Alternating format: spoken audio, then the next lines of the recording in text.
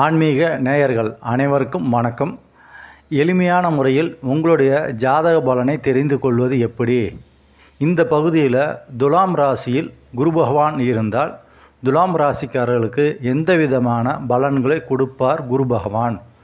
துலாம் ராசிக்கு அதிபதி சுக்கிர பகவான், இயற்கையில் ஓர் சுபகிரகம் ஆவார். சுக்கிரன் பார்த்தினாக்கா அசுரகுருன்னு சொல்லுவாங்க. குரு பகவான் பார்த்திங்கன்னா தேவகுருன்னு சொல்லுவாங்க. குரு பகவான் இயற்கையில் ஓர் சுபகிரகம் ஆவார். தேவகுருவான குரு பகவான் அசுரகுரு வீட்டில் இருந்தாலும் இரண்டு கிரகங்களும் பார்த்திங்கன்னா சுபகிரகம் தான்.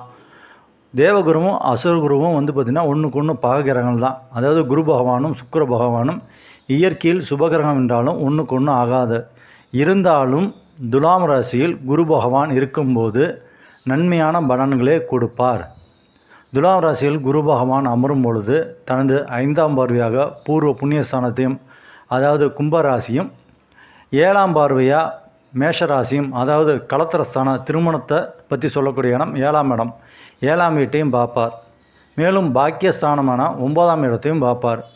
குரு பகவானுக்கு ஜென்ரலாக பார்த்திங்கன்னா எல்லா கிரகமும் 7ஆம் பார்வையாக ராசியை பார்க்கும். குரு பகவானுக்கு 5ஆம் பார்வையும் 9ஆம் பார்வையும் விசேஷமான பார்வை.